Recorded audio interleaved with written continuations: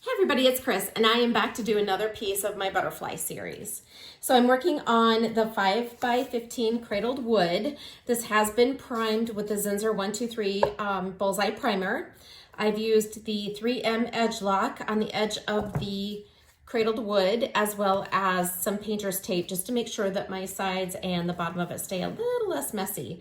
I'm kind of a messy painter, so it's always a good idea to have tape. The piece that we're doing today is a representation of the California Pipeline Swallowtail. And this was really interesting when I was looking for pictures to do for the different canvases. This is a butterfly that was almost extinct, and one person actually brought it back, and it is now flourishing. So I thought it was really beautiful with the blues and the purples. So today we're going to use this little piggy sapphire. And then I felt like this color down here was kind of this light blue violet. This is a Liquitex paint. And then this purpley color, I thought maybe was this little piggy sangria, because it's kind of like a purple berry color, I think. We will get some white because we'll use a white base, and then I'm going to use a black cell activator to kind of get the webbing and the patterns that you see in the wings. So I'm going to set this over to the side. So as I said, this is a 5x15 cradled wood panel. I'm going to use the Color to Go Extra White, which is from Sherwin-Williams. So just going to lay a nice bunch of paint down here, so that we don't have issues with stretching it or having it too thin, and getting down to the last bit of this paint. So I think I'm just gonna go ahead and see if I can't get all of it out here. I hate to waste paint. So I actually took several canisters of paint that I had and dumped them all together so that I could get as much out of here as possible. So I don't want to have a ton of paint on here, but I definitely want to have enough so that I'm not fighting to move it. I don't want to overwork it so that I lose the webbing effect of the cell activator. So I just want to make sure I've got enough on here. So let me go ahead and grab my little stir, and I'm just going to go ahead and scrape out what I can real quick. Okay, sorry that took a little bit longer than what I expected, so just fast forward through there. I hate to waste paint, so that's why I kind of fast forwarded so that you didn't have to watch me do all of that, but I really hate wasting paint, so I thought, well, we'll just fast forward so I can get every last drop out of that container as possible. All right, so I'm going to start with this little piggy sapphire, and this is probably one of my favorite colors. I just think it's such a beautiful blue. It's so intense, and it's just a beautiful color. So I'm going to go ahead and put that down first and get a nice amount on it. I really don't want a lot of white showing, so sometimes I don't put as much pigment down because I do want some white showing through. But with this particular butterfly, there were just a few white dots at the base of it, so I don't think I want to have a lot of white showing through. The next color I'm going to put down is the light blue violet. As I said, this is a Liquitex Basics paint mixed with my pouring medium. I will put a link to the first video that I did on the Shelly art technique, and that will show you what all of my recipes are and how I mix my pigments and such. All right, and there's the light blue violet. And I always try to put a paint mix in with my shimmers just because I feel like you get better results with it. And then the last color is going to be the sangria color that I'm hoping will kind of give us that berry purple color that was on the butterfly. This is another color that is just so beautiful. I apologize, my lighting's not super fantastic right now, but if I turn lights on, then we're gonna have lots of crazy effects in the paint, and we don't wanna do that either. Okay, so there's the sangria, but I think that you're able to see the colors once I get it down onto the canvas. All right, the next thing I want to do is to pop my bubbles real quick. Because these were freshly mixed, sometimes I get bubbles.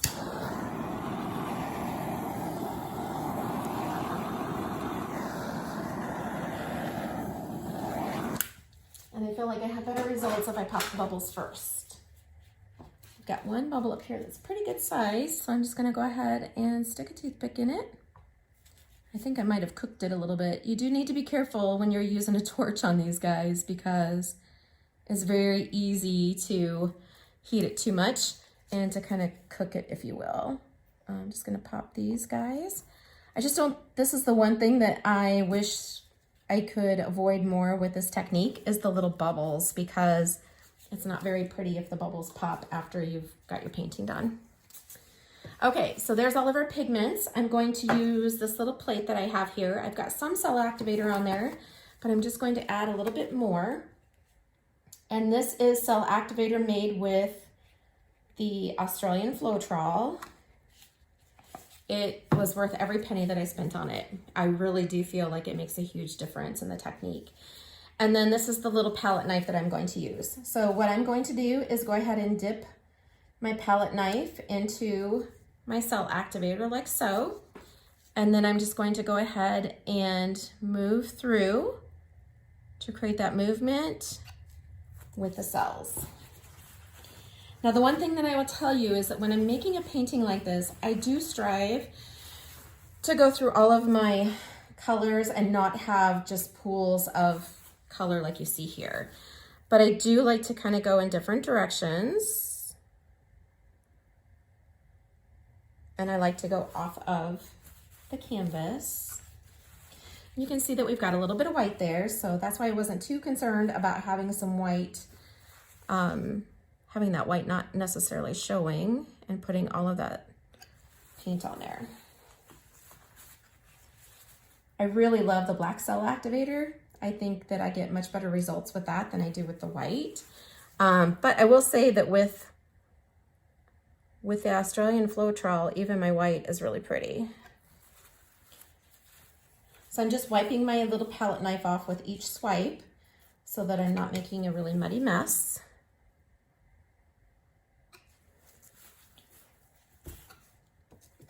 And then I want to go off of that end down here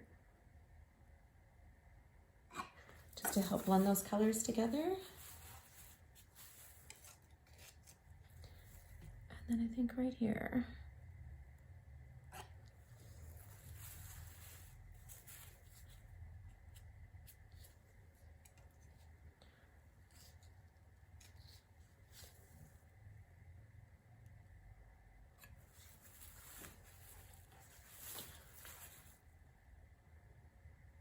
Very interesting. Okay, the last thing that I want to do to create even more movement is to kind of create some swirls throughout the painting.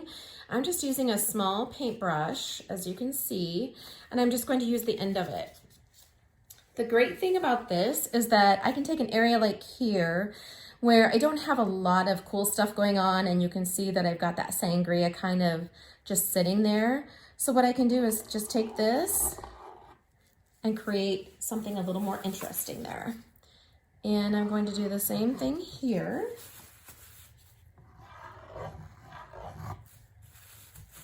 And just kind of do that throughout the painting. Because even though I have the cell activator and I have moved my palette knife in different areas and different patterns, this will also create some movement. And it gives it a really neat effect when it's all finished.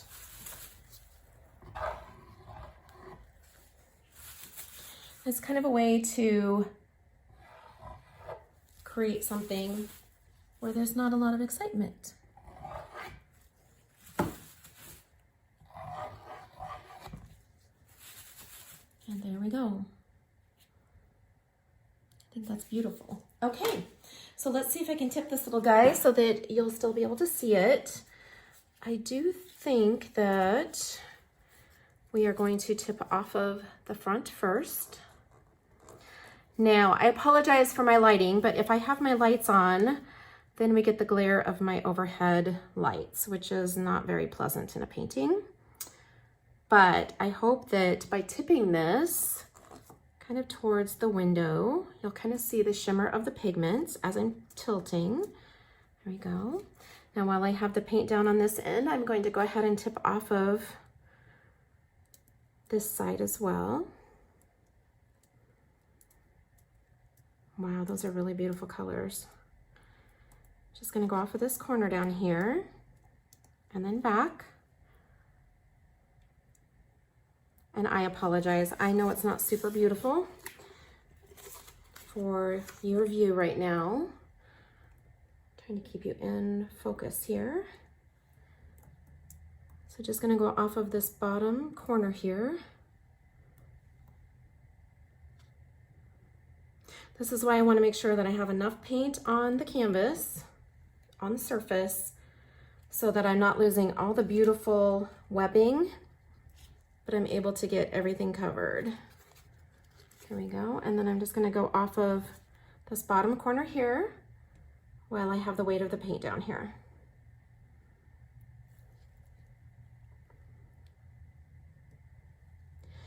So because we're using house paint, that's why it's moving so slow, but that's okay. There we go. Now I'm just gonna go ahead and try to even out my paint and slowly let it kind of stretch back down towards that bottom corner. And then I'll see if I can give you a good view of it.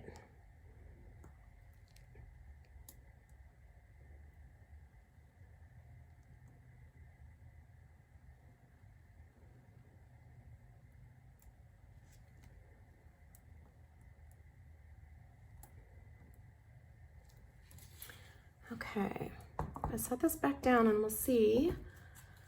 You're probably not gonna have a great view of it, so let me see if I can tip it a bit. I will take some pictures of up close. I apologize, I probably need to have a little bit more light in here. I can see it really well. Unfortunately, you're not seeing it really great. Let's see if I tilt it. There we go. Do you see the iridescent shimmer? Isn't that beautiful? So that's the little piggies, the sapphire and that sangria. But I will take some pictures. I'm gonna take this over and set it next to the window so I have some really nice natural light for you. And I'll take some close-up photos of it, but that is really beautiful. And then I will take a picture, or I'll put a picture of the butterfly too, so that you can see the colors that we kind of replicated that were in that butterfly. All right, guys, thanks so much for joining me today. If you have any questions, please let me know. I really appreciate your support in watching my channel, and I would love to answer any questions for you. Thanks again, and I'll catch you next time. Bye-bye.